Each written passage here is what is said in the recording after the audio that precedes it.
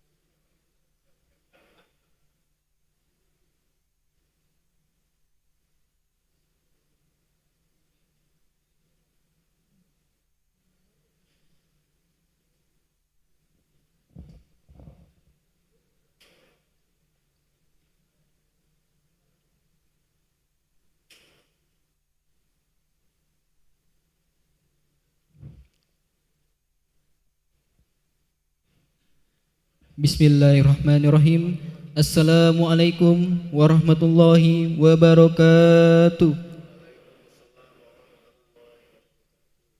Hadirin dan pemirsa YMA TV yang dirahmati oleh Allah Subhanahu wa taala. Alhamdulillah, segala puji bagi Allah Subhanahu wa taala yang telah memberikan nikmat sehat dan iman kepada kita.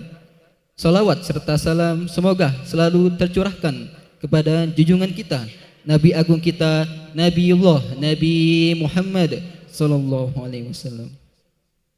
Alhamdulillah, pada hari ini Kamis 12 Maret 2026 atau bertepatan dengan 22 Ramadan 1447 Hijriah. Telah hadir bersama kita Al-Mukarram Al-Ustaz Ki Agus Haji Muhammad Nurdin Masyur yang akan menyampaikan ceramah dengan tema ujian orang yang beriman. Kami informasikan kepada para jamaah yang ingin bertanya terkait pembahasan, kami persilakan menuju mikrofon yang telah disediakan dengan menyebut nama, asal domisili dan pertanyaan. Sebelum memulai acara kita pada hari ini, marilah kita awali dengan membaca suratul Fatihah ala hadihinnya wa ila hadratin Nabi Muhammadin sallallahu alaihi wasallam bisiril Fatihah.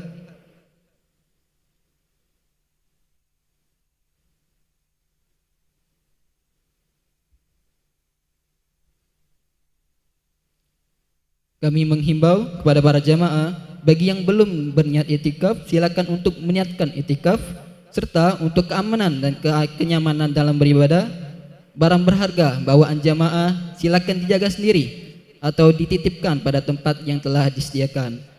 Hadirin dan pemirsa YMA TV dimanapun Anda berada, selanjutnya marilah bersama-sama kita dengarkan ceramah agama oleh Al-Mukarram Al-Ustaz Ki Agus Haji Muhammad Nurdin Masyur.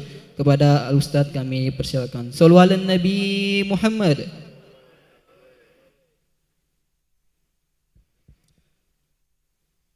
Bismillahirrahmanirrahim. Al-Fatihah ala niyatil futuh wal munuh wal rusuh wa salahil badani wal ruh wa taubatan nasuh wa ila hadratir rasul sayyidina maulana Muhammad sallallahu alaihi wasallam wa ala alihi wa sahbihi azwajihi wa zurriyyati ahli baitihi wa ila arwahil anbiya wal mursalin wal malaikati al qarabin al qurubiyyin wal ulama al amilin wal awliya wa syuhada wa salihin wa walidina walidil hadirin wa masyayikhina wa muallimina wa talamizina wa ambatina wa ambatil muslimin wa zil huquqi alaina ajma'in. Summa ila arwah al muassas hadzal masjid agung wa awani bi binaihi wa man fihi wa madafati wa jama'atihi, khususan ila Ruh Sultan Mahmud Badaruddin al-awwal wa thani wa zuriyatihima wa ila arwah amwati hadhihi al-baldah minal muslimina wal muslimat wa inal mu'minan wa ila arwah jamaah ta'lim an-nur wa ila arwah wa alisama wa ila rumah yang binti Hamim ayam masakus Muhammad Syekh Masakus Mahmud wa ila arwah sadatin nasufiyah wa jami'ul la ilaha bi masyariqil ardi ila magharibiha bariha wa bahriha anallahu yaghfiru lahum wa yarhamuhum wa yu'li darajatihim fil jannah wa idu alaina min barakatihim wa asrarihim anwarihim wa ulumihim bidina dunia wal akhirah. Sya'ulillahi lahum bisiril Fatihah. A'udzubillahi minasyaitonir rajim. Bismillahirrahmanirrahim. Alhamdulillahi rabbil alamin arrahmanir rahim maliki yaumiddin. Iyyaka na'budu wa iyyaka nasta'in. Ihdinas siratal mustaqim. Siratal ladzina an'amta 'alaihim ghairil maghdubi 'alaihim waladdallin. Amin. Assalamualaikum warahmatullahi wabarakatuh. Bismillahirrahmanirrahim. Alhamdulillah. Alhamdulillah ala alaih. Asyhadu an la ilaha illallah wahdahu la syarika la lahu fi ardihi was samai. Wa asyhadu anna sayyidana wa nabiyyana Muhammadan abduhu wa rasuluhu wa khatama anbiya'i sallallahu wasallam alaihi wa ala alihi salatan wa salaman daimaini ila yaumi liqa'ih. Allahumma salli ala nuril anwar wa sir asrar wa tiryaqil aghyar wa miftahi babil yasar sayyidina wa maulana Muhammadin al-muhtar wa alihi al-athhar wa ashabihil akhyar adada ni'amillahi wa ibdalih. Amma ba'du, yang kami muliakan, kami cintai para alim ulama, para asatidz, para ustadz, para ustadzah, para guru, para sesepuh, Bapak Ibu hadirin hadirat, para shaimin shaimat, wa kafatir muslimin al-kiram yang berbahagia. Pertama-tama marilah kita bersyukur kepada Allah dengan mengucapkan kalimat tahmid alhamdulillahirabbil alamin, karena banyak sekali nikmat yang telah Allah berikan kepada kita dan kepada seluruh keluarga kita. Terkhusus pada saat yang berbahagia ini Allah Subhanahu wa taala masih mengumpulkan kita di dalam ruangan Masjid Agung yang penuh berkah ini, dan alhamdulillah kita semua masih dalam keadaan sehat walafiat zahiran wa batinan.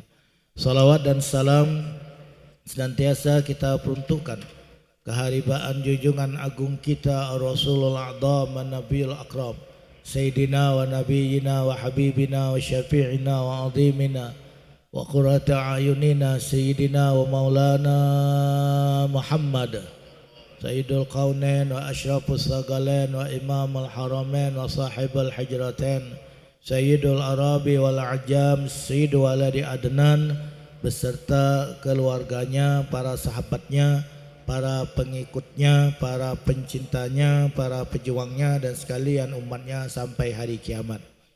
Bapak Ibu hadirin hadirat, para saimin saimat berbahagia, alhamdulillah sore ini kita telah masuki hari yang ke-22 daripada pelaksanaan ibadah puasa Ramadan tahun 1447 Hijriah.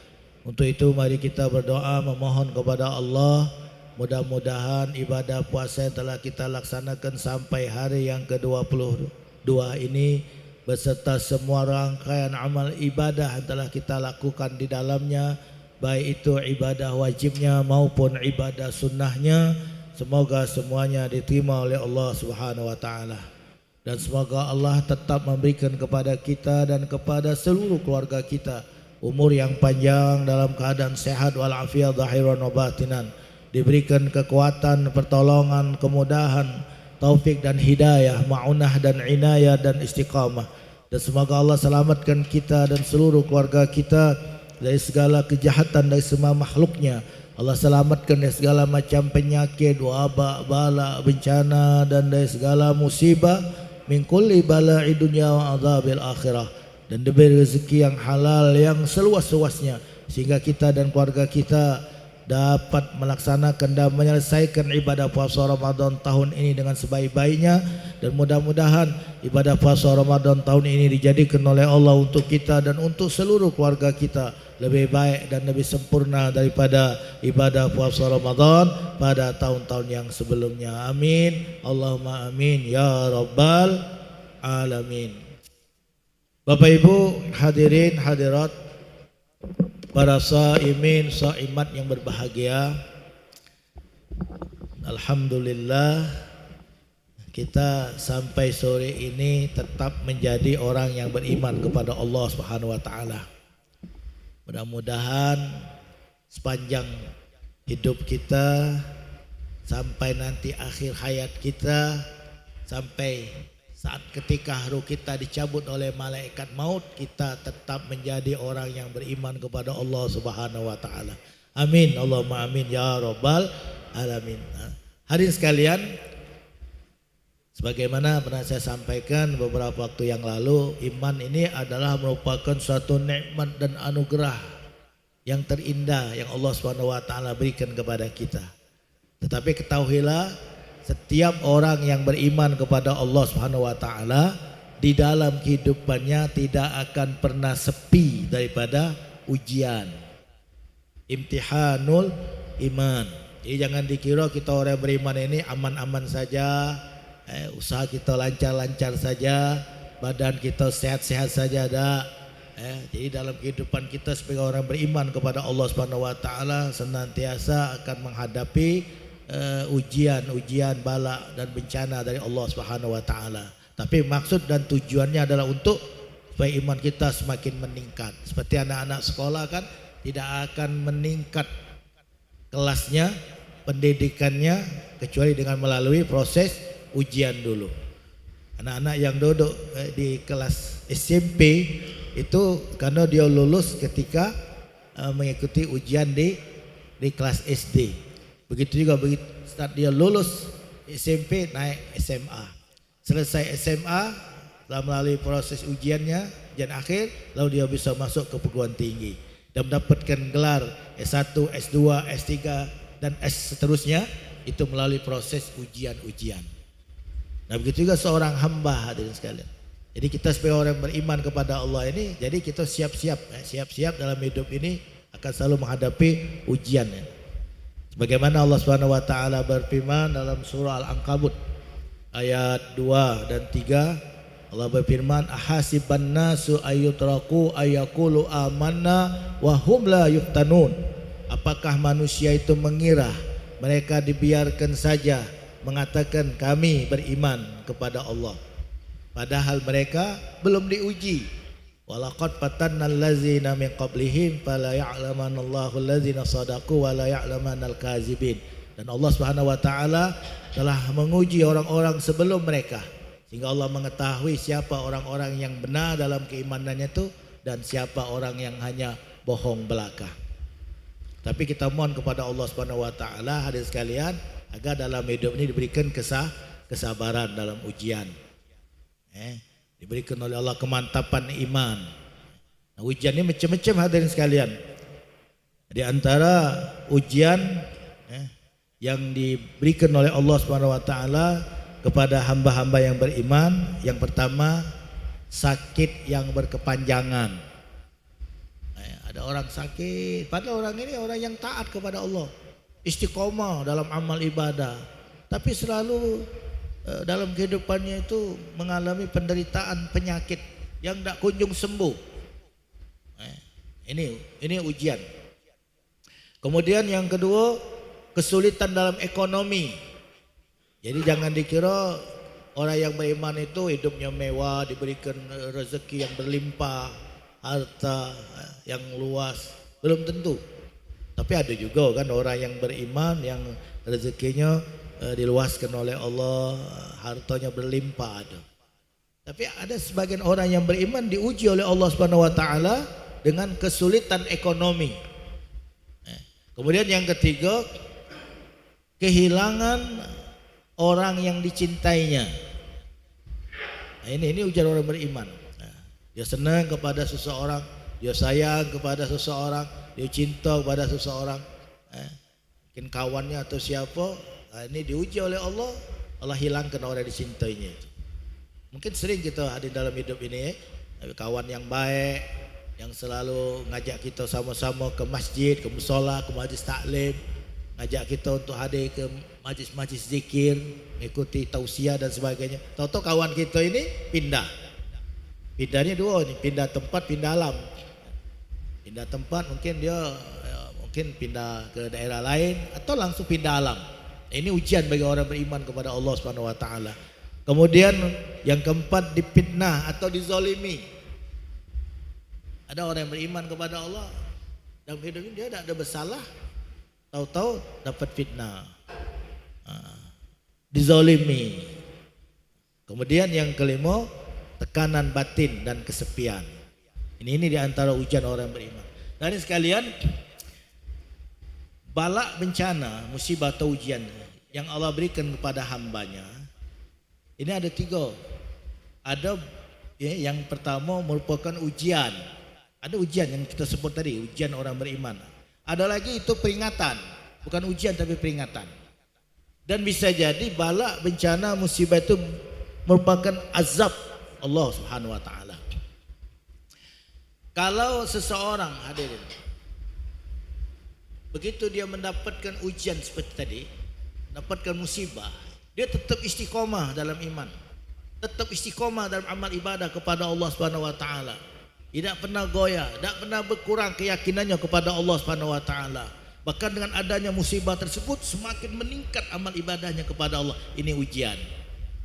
Insya Allah imannya akan ditinggikan, imannya akan dikuatkan, imannya akan dikokohkan oleh Allah Subhanahu wa taala. Jadi kemuliaannya akan diangkat oleh Allah Subhanahu wa taala. Kemudian Ada lagi ujian itu balak tersebut merupakan teguran, peringatan Allah Subhanahu wa taala.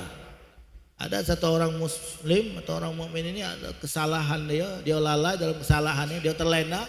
Nah Allah nak nganjuk peringatan, nak negur dia. Diberikanlah balak, bencana, musibah itu. Lalu dia sadar.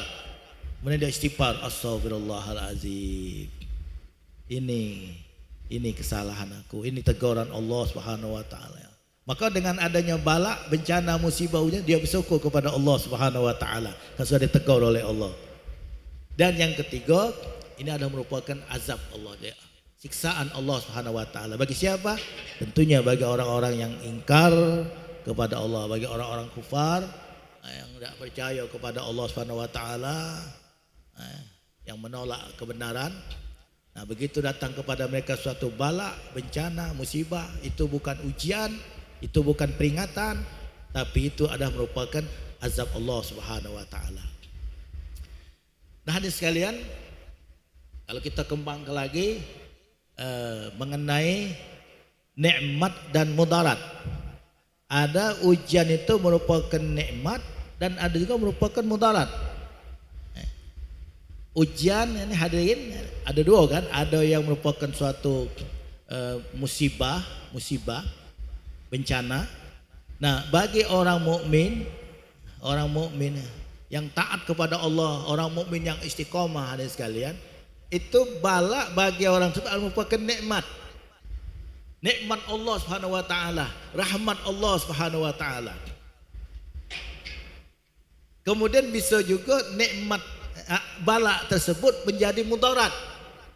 Nah, kalau kita ingin mengetahui misalnya satu orang begitu dia mendapat bala dari Allah Subhanahu wa taala, ada yang dia semakin meningkat amal ibadahnya kepada Allah Subhanahu wa taala. Ini merupakan rahmat nikmat Allah untuk dia. Tapi kalau bagi seseorang dulunya dia ni taat, dulunya orangnya rajin ibadat, begitu dapat bala, bencana, musibah atau dapat ujian dari Allah, mundur, dah ibadat lagi, dah beramal lagi. Biasanya galak zikir, biasanya galak baca Quran. Begitu dapat bala, dia tak lagi melakukan amal soleh ini. Nah, itu adalah mudarat, istidrat hadirin sekalian. Sama seperti nikmat harta, orang kaya diberikan kekayaan atau pangkat jabatan oleh Allah Subhanahu wa taala. Itu bisa menjadi nikmat, bisa juga jadi mudarat. Bagi orang mukmin yang istiqomah begitu mendapatkan nikmat berupa harta, benda, pangkat, jabatan dan sebagainya, dia sadar ini ujian Allah Subhanahu wa taala. Nikmat ini ujian Allah. Maka digunakannya sesuai dengan apa yang dikendai dalam syariat. Dia orang yang amanah. Tapi bagi orang yang itu merupakan suatu istidrat, begitu dapat nikmat harta, pangkat, bukan dia tambah dekat kepada Allah Subhanahu wa taala, justru dengan harta kekayaannya, dengan pangkat jabatan yang diberikan oleh Allah kepada dia, justru dia semakin berani berbuat maksiat kepada Allah Subhanahu wa taala. Nah, jadi kalau kita sekarang pribadi kita hadirin, kita sedang mendapatkan balak misalnya, balak kecil betul dari masjid ini hilang sendal, ini kan balak kecil, ya Allah. Nah, kalau kita orang mukmin yang istiqomah, orang mukmin yang sebenarnya sekalian, begitu dia hilang sendal, yang pertama dia ingat kepada Allah, ini peringatan Allah Subhanahu wa taala. Mungkin aku ni lalai, mungkin aku ni tadi tak baca Quran. Aku baca Quran, tapi mungkin aku waktu baca Quran tak khusyuk. Mungkin aku kurang berzikir. Ya Allah, alhamdulillah dengan musibah kecil yang kau berikan kepada aku ini, kau negur aku ingat, aku kembali kepadamu ya Allah. Alhamdulillah ya Allah, alhamdulillah ya Allah. Nah, jadi ada sekalian, balak tadi, musibah tadi bagi dia merupakan suatu nikmat. Tapi bagi seorang dapat balak kecil hilang sendal, begitu dia keluar dari masjid, sendal hilang. Mungkin sendal disayangnya, mungkin sendal baru yang mungkin nak dia hanya lebaran rencananya, tapi karena buru-buru nak ke masjid tadi, maka sendal itu tahu sendalnya lengket. Biasa kan yang hilang sendal baru itulah kan, sendal bagus. Dia ngamuk, dia marah, dia tidak sabar. Hadirin sekalian, Nah begitu dapat bala ini, dapat bencana, dapat musibah ini, bukan menjadikan dia dekat kepada Allah, bukan menjadikan dia bertambah baik, justru menjadikan dia ini bersangka jelek, suuzon kepada Allah Subhanahu Wa Taala. Ngapa pula aku dapat bala ini? Ngapa pula dapat bencana? Padahal aku sudah zikir, padahal aku sudah solat, padahal aku sudah berdoa. Dan tadi doa ya dafi'ul bala, ya Allah, ya dafi'ul bala, ya Allah. Tapi kenapa begitu aku dapat bala, begitu aku keluar dari masjid, sendal aku hilang. Lalu apa makna, apa faedah aku berzikir kepada Allah? Waliyadzubillah. Ada satu cerita. Dia berjalan, dia berzikir Allah, Allah, Allah, Allah, Allah, Allah, Allah, ya Allah, ya Allah, ya Allah, ya Allah. Tahu-tahu kakinya ni terpelosok. Karena asyik zikir dalam perjalanan kan ada lubang. Allah, Allah. Mestinya bagi orang mukmin begitu terpelosok, Allah, ya Allah, astagfirullah. Mestinya ini dah Allah, Allah, Allah, Allah. Waktu terpelosok langsung ucapkan kata-kata. Berapa ini setan mesti. Hadirin, ada lagi orang mukmin ketika dia diuji oleh Allah dengan gangguan orang. Di saat dia berzikir dengan jemaahnya rami-rami, Allah, Allah, Allah, la ilaha illallah, diuji oleh Allah dengan gangguan orang. Ini kan Allah kan, kalau Allah menguji hamba kan macam-macam cara. Dengan alam, dengan sakit, dengan angin dan sebagainya. Ini dengan manusia itu. Jadi ada orang digerakkan oleh Allah tangannya untuk mengganggu orang yang ahli zikir ini. Begitu dia berzikir, lalu orang-orang datang mabitnya, dibabit pakai batu, pakai kayu. Nah mereka yang berzikir tadi sekalian, karena mereka berzikir lillahi ta'ala, ini orang-orang beriman istiqamah, bukan berhenti zikirnya, bukan marah, malah mereka bertambah semangat dalam zikrullahnya. La ilaha illallah, begitu la ilaha illallah, la ilaha illallah, la ilaha illallah. Tidak terpengaruh. Ini orang-orang beriman kepada Allah Subhanahu wa taala, orang yang imannya sejati, iman yang benar. Nah, hadirin sekalian, hikmah di balik ujian yang pertama dapat menghapuskan dosa. Jadi kalau kita dalam hidup ini hadirin sering mendapatkan ujian dari Allah, sering dapat bala seperti tadi sakit, kesulitan ekonomi, kehilangan orang yang kita cintai, dapat fitnah, dizalimi, dapatkan tekanan batin dan kesepian. Ini merupakan penghapusan dari segala dosa kita. Alhamdulillah. Bahkan kalau ada orang hadirin 40 hari tidak dapat bala, 40 hari tidak dapat musibah, 40 hari tidak dapat ujian, ini mesti dia berpikir, kenapa aku sudah 40 hari tapi belum dapatkan ujian apa-apa dari Allah Subhanahu wa taala? Jangan-jangan Allah ni marah sama aku. Kalau kita kan beda, adik coba. Kalau kita sakit mungkin kita pikir astagfirullahaladzim, astagfirullahaladzim, ya Allah, mungkin banyak nian dosa aku ini sehingga aku sakit oleh Allah. Ini kita orang awam. Tapi bagi orang yang betul-betul beriman kepada Allah, justru kalau dia tidak sakit, dia minta ampun kepada Allah. 40 hari dia dah sakit, dia minta ampun kepada Allah. Ya Allah, ngapa aku sudah 40 hari tapi dah sakit-sakit ini. Begitu dia sakit, alhamdulillah. Kita kalau sakit, innalillah. Kemudian yang kedua, hikmah di balik ujian tersebut ada untuk meningkatkan derajatnya di sisi Allah Subhanahu wa taala. Kalau tidak dapat bala, tidak dapat musibah, tak ada naik derajatnya, batas itulah. Sama seperti anak sekolah tadi kan. Kalau kita sekolah, kita tak galak melok ulangan, kita tak galak melok ujian, ya sudah mentok dekat situlah gitu. Ujian kita tak galak melok, sudah SD terus atau SMP terus. Kalau kita nak naik, nak lebih tinggi lagi derajat kita harus menghadapi ujian. Kemudian yang ketiga, faedah hikmah daripada ujian, menguatkan ketergantungan kita kepada Allah Subhanahu wa taala. Biasa kita kalau dapat bala, dapat ujian tu berzikir itulah hadirin sekalian. Ya Allah, ya Allah, astagfirullahalazim. Nah, kalau dapat nikmat biasanya terlena. Macam kita ada acara orang nganten ni. Orang nganten tu biasanya senang-senang. Orang nganten ni gembira, ada berjoget, nyanyi. Tapi kalau kematian, la ilaha illallah, la ilaha illallah. Makanya doa aku ngomong kan, jadi kalau zikir tahlil itu bedakan dengan zikir beratib. Kalau zikir beratib sawan, la ilaha illallah, la ilaha illallah, la ilaha illallah, la ilaha illallah, itu senang kan. Kalau tahlil sedih, jadi iramanya itu harus sedih. La ilaha illallah, la ilaha illallah. Sedih, kenapa? Ini dapat musibah. Jadi ketika kita dapat musibah, biasanya ini dapat menguatkan ketergantungan kita kepada Allah. Kemudian dengan adanya musibah ini menjadikan hati lebih lembut. Ya Allah, Hadirin, ini kita nonton di TV, artis yang biasa nyanyi berjoget, begitu dapat musibah itu tangannya ada tasbih. Artis yang biasa berjoget nyanyi di pucuk panggung, begitu dapat musibah, apa lakinya yang mati, apa bininya yang mati, apa wong tuanya yang mati, nah langsung ada tasbih di tangannya itu. Faedah hikmah daripada musibah itu. Kemudian yang kelima, mengingatkan bahwa dunia ini hanyalah sementara. Jadi dengan adanya musibah bala sementara. Ya Allah. Jadi apalagi kalau kita misalnya dapat musibah kematian, kawan dekat kita, kawan baik kita meninggal. Berarti kalau kawan baik kita meninggal, yang dekat dengan kita meninggal, itu artinya tak lama lagi kita juga bakal meninggal. Ya Allah, dunia ini cuma dengannya sementara. Kita bisa pelajari sekarang, kita juga di jemaah Masjid Agung nih. Mana wong tua-tua kita yang galak duduk di situ, yang galak duduk di situ, yang sebelah situ, yang samping kanan, samping kiri, mana wong tua-tua kita? Habis satu persatu, jadi panggil oleh Allah. Satu persatu selesai dia dalam kehidupannya. Kagak tak lama lagi, itu pula nyusul. Nah hadirin, terakhir, sikap yang harus dimiliki oleh kita orang beriman ketika kita menghadapi ujian, yang pertama sabar, tidak marah kepada takdir. Jadi begitu kita dapat bala, dapat bencana, musibah, kita sabar. Jangan marah dengan takdir. Ya Allah.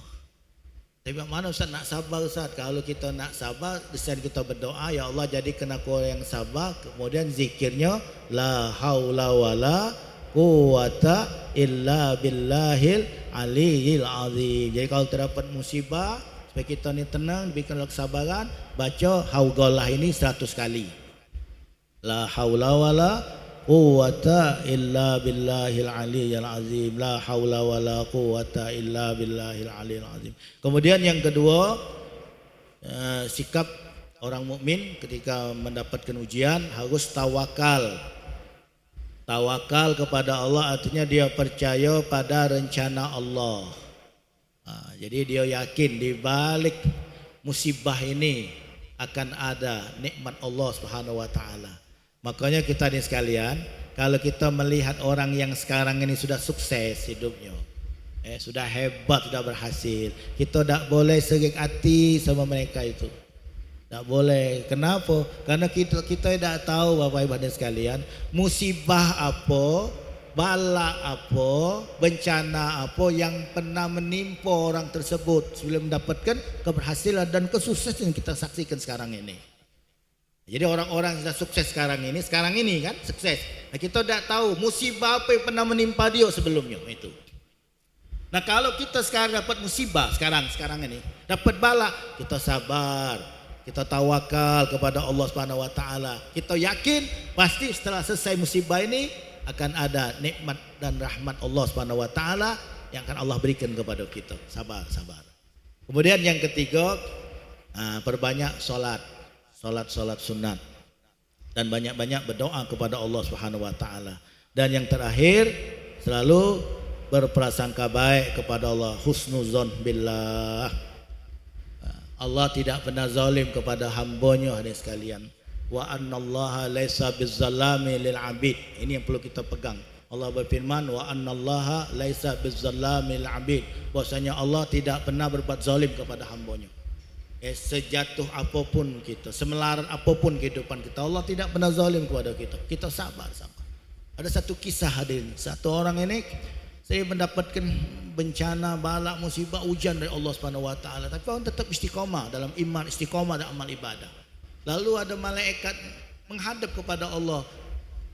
Jadi malaikat ini minta kepada Allah, ya Allah, bebaskanlah hamba-Mu itu fulan bin fulan ini daripada penderitaan yang dirasakannya sekarang ini. Kesian kami ya Rabb. Sudah bebaskanlah ya Allah. Lepaskan dia daripada musibah itu. Allah berfirman sekalian, wahai malaikatku, bagaimana aku akan melepaskan dia dari musibah tersebut? Karena di balik musibah itu ada rahmatku. Masya Allah, di balik musibah itu ada rahmatku. Jadi bagaimana aku akan melepaskan daripada musibah itu?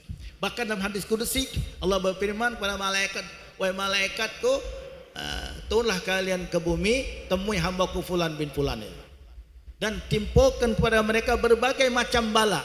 Wa inni uhibbu an asma' sautahu, karena aku senang yang mendengarkan suara rintihan mereka itu. Jadi ada di antara kita ini memang sudah dikendaki oleh Allah Subhanahu wa taala untuk mendapatkan bala bencana musibah. Kenapa? Karena Allah Subhanahu wa taala senang mendengar rintihannya. Jadi kalau kita dapat bala sekarang ini ada sekalian, dapat musibah, lalu kita berdoa, kita berzikir, merintih kepada Allah, ini adalah suara yang disenangi oleh Allah Subhanahu wa taala. Makanya dengan adanya musibah ini kita tetap bersangka baik kepada Allah. Orang beriman melihat ujian sebagai jalan menuju ke surga, bukan sebagai hukuman. Hadis sekalian, ini yang dapat kami sampaikan. Mudah-mudahan bermanfaat untuk kita semua. Mungkin ada yang akan ditanyakan, kami persilakan.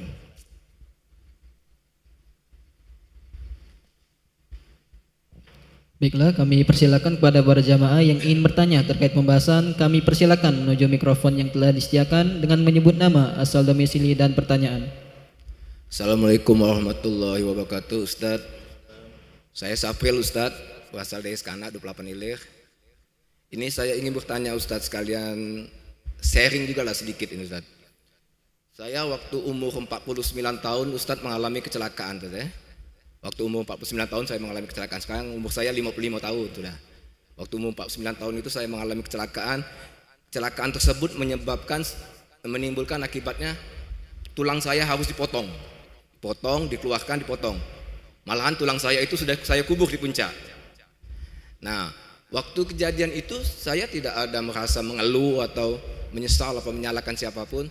Saya waktu itu berprinsip itu kifarat untuk saya sendiri. Saya pikir itu untuk menghapus dosa-dosa saya yang telah lakukan sepanjang umur hidup saya. Itu saja saya patokan saya. Saya tidak ada rasa ngeluh apa menyalahkan siapapun waktu itu kan. Apalagi menyalahkan Allah ya. Tapi orang sekitar saya justru waktu itu yang khawatir dan takut melihat keadaan saya itu waktu itu. Malahan orang-orang sekitar saya. Kalau saya nyantai aja waktu itu. Padahal tulang saya sudah dipotong, dikeluarkan malahan kan. Saya waktu itu enjoy banget waktu itu. Ya tapi memang ada rasa sakit itu pasti, rasa sedih itu kan. Cuman tidak ada terlalu itu. Nah orang-orang sekitar saya aja yang waktu itu malahan gimana ya, sedih. Udah tahu itu malahan ekstrimnya tidak membolehkan saya lagi mau motor waktu itu kan. Tapi saya tetap ya orang yang namanya orang bandel ya. Saya tetap keinginan saya tetap waktu itu saya lakukan apapun yang saya inginkan, saya tetap lakukan itu. Tidak ada yang bisa mencegah saya ya. Nah, dengan kejadian ini saya pernah juga bertanya dengan apa ya? Ya kejadian saya ini saya berpatokan bahwa itu kifarat untuk saya menghapus dosa-dosa saya. Jadi saya kan menerima aja dengan begitu kan, alhamdulillah. Berarti Allah masih sayang dengan saya kan. Dengan begitu saya dihapus dosa-dosa saya pikir waktu itu kan. Nah, yang saya ingin tanyakan, kejadian ini pernah seperti ini saya pernah juga tanyakan dengan Ustadz. Waktu itu ada juga ya terselip di hati saya ini, apakah ini kifarat atau azab ya? Gitu ya. Jadi saya pernah tanyakan juga dengan seseorang Ustadz itu. Kata Ustadz itu, yang namanya musibah siapapun yang menimpanya itu tidak ada namanya istilahnya azab. Itu adalah tanda sayangnya Allah kepada seseorang tersebut. Nah, bagaimana itu Ustaz? Itu saja Ustaz ya. Wassalamualaikum warahmatullahi wabarakatuh. Tadi sudah kita jelaskan, bala itu ada 3. Bala yang pertama menimpa untuk orang-orang mukmin yang dicintai, yang disayang oleh Allah, maksudnya untuk meningkatkan derajatnya di sisi Allah. Yang kedua, bala itu merupakan peringatan untuk hamba-hambanya supaya dia kembali kepada Allah, jangan terlena dalam maksiatnya. Dan yang ketiga, bala itu bisa berupa azab, diturunkan oleh Allah untuk para orang-orang yang ingkar kepadanya, seperti yang terjadi pada zaman-zaman sebelum Nabi Muhammad, kaum Nabi Yunus, kaum Nabi Lot dan sebagainya. Itu kan bencana bala. Jadi bagi orang kafir bala itu adalah azab. Bagi orang mukmin yang maksiat itu adalah peringatan Allah. Bagi orang mukmin yang soleh itu adalah untuk meninggikan derajatnya di sisi Allah. Jelas ya? Ada yang lain? Silakan. Baiklah, kami persilakan kembali pada para jamaah yang ingin bertanya terkait pembahasan. Kami persilakan menuju mikrofon yang telah disediakan dengan menyebut nama, asal domisili dan pertanyaan.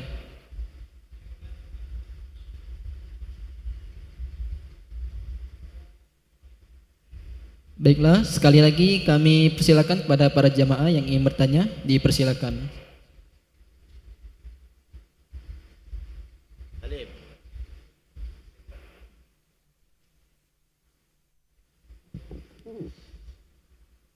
Assalamualaikum warahmatullahi wabarakatuh. Pak Ustadz, kita ini kan dalam bulan puasa ini berat ibadat semangat Ustadz nih. Semangat ibadat sholat jemaah, ibadat dengar ceramah, sholat tarawih. Bagaimana ibarat kita terus ibarat kita itu langgeng terus menerus Ustadz. Ibarat semangat terus, ibadat tadi kan. Terus menerus langgeng kita ini semangat terus Ustadz. Bagaimana cara kita ini menjaganya Ustadz? Assalamualaikum warahmatullahi wabarakatuh. Selalu tetap semangat, istiqomah. Ya kadang-kadang kalau sudah 10 akhir Ramadan banyak yang lesu. Lesu ni ada dua. Ada lesu memang jasmania lesu, mungkin kurang apa? Kurang asupan.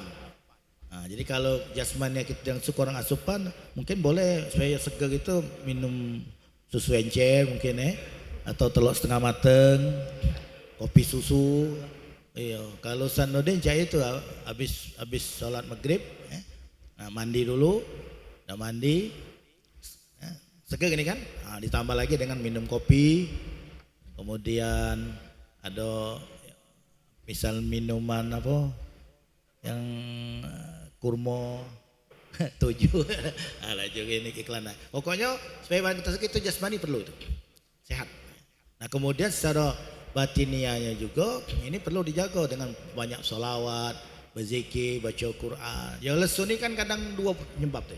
Lesu jasmani mungkin kurang asupan, atau batinnya yang jadi lesu ini karena banyak maksiat. Nah untuk meningkatkan supaya tetap segar terus, semangat terus, jasmani tadi minumlah minuman yang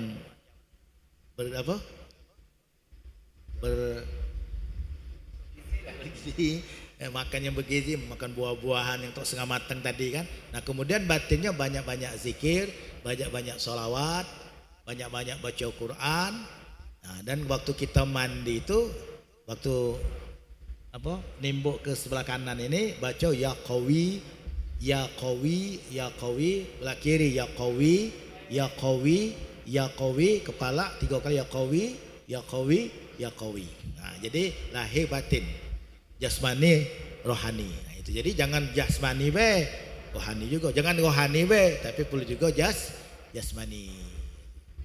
Terus ada lagi? Tahir? Oh ya, kalau mandi kalau kita sempat bisa mandi setiap malam Ramadan. Sunat. Setiap malam Ramadan. Habis sholat maghrib, nak sholat isya, tarawih, kita mandi dulu. Niat kebaik mandi malam Ramadan karena Allah Ta'ala supaya badan kita sehat. Ayo. Itulah. Ada lagi? Habis? Sudah. Baiklah, selanjutnya kami mohonkan untuk Ustadz menutup acara ini dengan doa. Bismillahirrahmanirrahim. Alhamdulillahirrahmanirrahim. Allahumma salli ala sayyidina Muhammad salatan tamla'u biha qulubana nuran wa salahan wa surura wa tarzuqna biha rizqan wasi'an halalan tayyiban mubarakan midrara wa ala alihi wa sahbihi wa sallim adada kulli syai'. Allahumma anfa'na bima 'allamtana wa 'allimna ma yanfa'una wa zidna ilman. Allahumma dafa'na al-ghala wal bala wal waba wal fahsya wal munkar was suyuf wal muhtalifa wasyada'ida wal mihan ma zahara minha ma batan min baladina Indonesia wa Palembang Darussalam khassah wa min buldanil muslimin amma innaka ala kulli syai'in qadir. Barikillahumma lana fi syahri Ramadan, barikillahumma lana fi syahri Ramadan, barikillahumma lana fi syahri Ramadan wa inna ala siyam wal qiyam wa tilawatil Quran wahfazna minaz zunubi wal asam warzuqna husnal khitam bijahi sayyidina Muhammadin khairil anam. Rabbana atina fid dunya hasanah wa fil akhirati hasanah wa qina azabannar. Wa sallallahu ala sayyidina Muhammadin wa ala alihi washabihi wasallam. Alhamdulillahirabbil alamin. Taqabbalallahu minkum. Alhamdulillah, dengan berakhirnya doa tadi maka berakhir pula ceramah pada hari ini. Syukran jazakumullah khairan kepada Al-Mukarram Al-Ustaz Ki Agus Haji Muhammad Nurdin Masyur yang telah menyampaikan ceramah agamanya. Semoga ilmu yang beliau berikan bermanfaat dan bisa kita amalkan dalam kehidupan sehari-hari. Amin amin ya rabbal alamin. Kami informasikan kepada para jamaah bahwasanya akan ada ceramah menjelang berbuka nanti yang insya Allah akan disampaikan oleh Al-Mukarram Al-Ustadz Haji Hidayatullah, dan ceramah pada sholat subuh besok yang insya Allah akan disampaikan oleh Al-Mukarram Al-Ustadz Haji Baldat Muhammad Syarifati SAIMAG. Saya Lukman Zahakim dari Ikatan Remaja Masjid Agung Palembang atas nama kru YMA TV. Mohon maaf bila ada kata yang kurang berkenan. Kepada Allah saya mohon ampun. Wabillahi taufiq wal hidayah. Wassalamualaikum warahmatullahi wabarakatuh.